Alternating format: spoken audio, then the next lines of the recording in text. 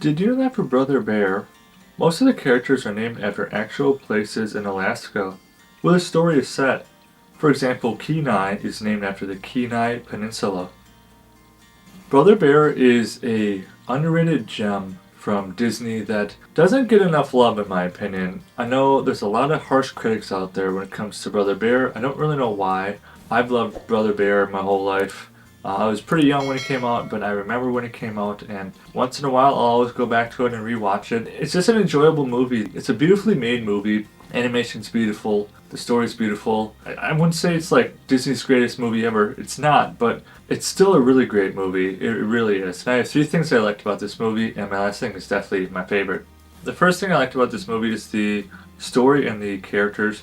Now, the story isn't super good. Like, I'm not going to say it's really well written. It's not. It's predictable, but at the same time, I like the story because it gives us a look into the indigenous people, the Inuits. There are not many Disney movies out there that focus on indigenous people. I can only name like two or three Disney movies out of all the Disney movies that have been made that are actually focused on Native Americans of some kind.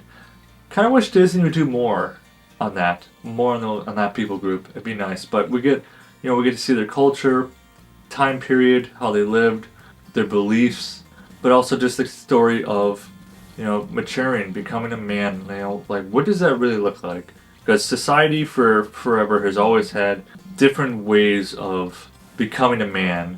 I mean, even today's society, becoming a man today is probably very different than what it meant to be a man 200 years ago. I mean, there are some core things that are still the same, but other things maybe not. Maybe it's shifted, maybe it's changed.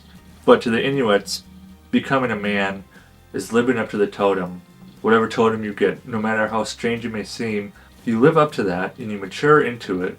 That's what it means to be a man in their eyes. And I like that. I mean, we all have to have some kind of guidance in our life, some kind of object or person or idea that we want to follow and want to be like. If you don't mature, life's going to be really, really hard for you because you will eventually be forced to mature in certain situations. And this movie does a great job of just showing you sometimes to mature, you got to be put in really bad situations, and it kind of has to be forced out of you at times. I love the characters. There's some serious characters, but mostly it's funny. We need some comedy in here, right? We need Coda. We need the Moose brothers, Rut and Took. Then we have all the bears, Tug. The Moose brothers are definitely my favorite. I completely forgot that Rick Moranis voiced Rut. He's super hilarious, and I also forget that he's Canadian. Second thing I liked is the life lessons and the character developments in this. So life lessons, a couple big ones. I mean, like I said, maturing, becoming an adult, becoming a man. You've heard the phrase, you are always one decision away from changing your life now. Changing your life in a good way or a bad way is always one decision. And you'd be surprised what one decision can do, not just in your life, but how it can affect someone else, the ripple effects it has on others. It's something a lot of people don't take into account when they make decisions. Whether it's a well thought out decision or whether it's a decision made of anger, jealousy, whatever intense emotion you want to add onto that, that's like the point. You can't take back decisions made in anger. That's like the overarching theme of this whole movie is your decisions are important. Make sure you always measure your choices wisely. And the developments are just beautiful. I mean, Kenai's the big development, right? But there's also the development of Denahi as well. He kind of went to the same path as Kenai did, and he realized the error of his ways too. Kind of just a sickness that passes along. Just all this anger and rage and just revenge. Revenge never brings anything good. And that goes into my favorite scene, which is I always like the scene where Kenai finally opens up to Coda about who he really is, what he really did. That is the moment Kenai finally matures. Finally he's growing up. Finally realizes what it means to be a man. Following his totem of love. Like he started to love Coda. Like he loved him as his own brother.